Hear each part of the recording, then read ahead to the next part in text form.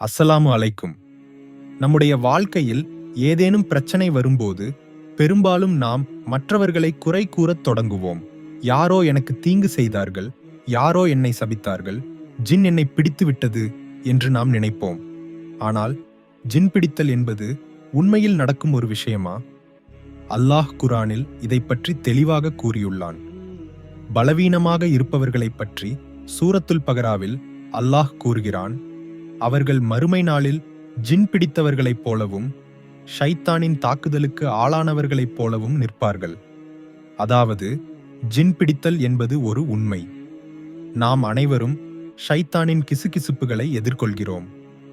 நபி ஸல்லல்லாஹு அலைஹி வஸல்லம் கூறியுள்ளார்கள், ஷைத்தான் மனிதனின் இரத்தம் நரம்புகளில் பாய்வது போல பாய்கிறான். எனவே ஒரு குறிப்பிட்ட அளவு வரை நாம் அனைவரும் இந்த தாக்கத்தை அனுபவிக்கிறோம். ஆனால் அல்லாஹ்வின் மீது நம்பிக்கையை உறுதிப்படுத்தி நமது கடமைகளை நிறைவேற்றி தொழுகையை கைவிடாமல் வாழ்ந்தால் நமக்கு பாதுகாப்பு கிடைக்கும். ஆனால் ஜின் பிடித்தல் என்பது ஒருவரை முழுமையாக பாதிக்கும் நிலை எப்போது ஏற்படுகிறது? உண்மையில் இந்த பிரச்சனையை எதிர்கொண்டவர்கள் நம்ப முடியாத அனுபவங்களை சந்தித்திருக்கிறார்கள்.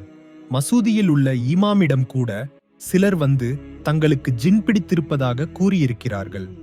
குர்ஆனும் சுன்னாவும் பின்பற்றி ஜின்னை விரட்டுபவர்கள் கூறுவது இது ஒரு உண்மை. ஆனால் எல்லாவற்றையும் நம்ப வேண்டியதில்லை. உதாரணமாக, ஒருவர் என்னிடம் கூறினார், நான் குர்ஆன் ஓதும்போது தூக்கம் வருகிறது, நான் ஜின் பிடித்தவரா? நான் கூறினேன், அது உனது மனிதத்தன்மை. உண்மையான ஜின் பிடித்தவர்களுக்கு குர்ஆன் ஓதும்போது வலி உணரப்படும், தூக்கமல்ல. ஜின் பிடித்தல் ஏன் வருகிறது? மிகப்பெரிய காரணம் அல்லாஹ்வை பின்பற்றாமல் இருப்பது. குறிப்பாக தொழுகையை கைவிடுவது. தொழுகையை கைவிட்டால் அல்லாஹ்வின் பாதுகாப்பு உன்னை விட்டு நீங்கிவிடும். வட்டி, ஹராமான வியாபாரம், மற்ற பெரிய பாவங்கள் ஆகியவையும் இதற்கு காரணமாக இருக்கலாம். நான் பார்த்த ஜின் பிடித்தல் வழக்குகளில் பெரும்பாலானவர்கள் இத்தகைய பாவங்களில் ஈடுபட்டவர்களாக இருந்தனர். மலக்குகள் உன்னை பாதுகாப்பவர்கள், ஆனால் நீ பாவம் செய்யும்போது அவர்கள் உன்னை விட்டு விலகிவிடுவார்கள். அப்போது ஷைத்தான் அருகில் வருவான். தீர்வு என்ன? முதலாவதாக, ஷைத்தானின் கிசுகிசுப்புகளுக்கு செவி கொடுக்காதே.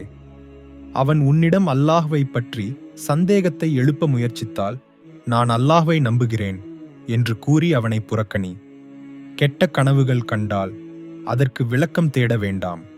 நபி ஸல்லல்லாஹு அலைஹி வஸல்லம் கூறியபடி அல்லாஹ்விடம் பாதுகாப்பு தேடு, ஷைத்தானின் தீங்கிலிருந்து பாதுகாப்பு தேடு. பின்னர் உனது முழு தொழுகையெல்லாம் சரியாக இருக்கிறதா என்று சந்தேகிக்க வேண்டாம். நபி ஸல்லல்லாஹு அலைஹி வஸல்லம் கற்பித்தார்கள், உனது உறுதியை சந்தேகம் அளிக்காது. இரண்டாவதாக, குர்ஆனை தவறாமல் ஓதுங்கள். நபி ஸல்லல்லாஹு அலைஹி வஸல்லம் காலையிலும் மாலையிலும் முஅவ்விதாத், சூரத்துல் ஃப்லக், நாஸ், இக்லாஸ் ஓதி கைகளில் ஊதி உடலில் தடவுவார்கள். இது ஒரு பாதுகாப்பு. சூரத்துல் பகராவை வீட்டில் ஓதினால் ஷைத்தான் அங்கிருந்து ஓடிவிடுவான். குறிப்பாக ஆயத்துல் குர்சி. காலையில் ஓதினால் மாலை வரை பாதுகாப்பு, மாலையில் ஓதினால் காலை வரை பாதுகாப்பு. கடைசியாக எல்லாவற்றையும் அல்லாஹ்விடம் ஒப்படை. அல்லாஹ்வின் அனுமதியின்றி எந்த தீங்கும் உன்னை பாதிக்காது.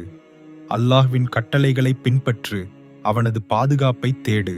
ஒரு விஷயத்தை நினைவில் வை, அல்லாஹ் உனக்கு ஒரு தீர்வை வழங்கியிருந்தால் அது ஷைத்தானின் தீங்கோடு ஒருபோதும் இணைந்து போகாது.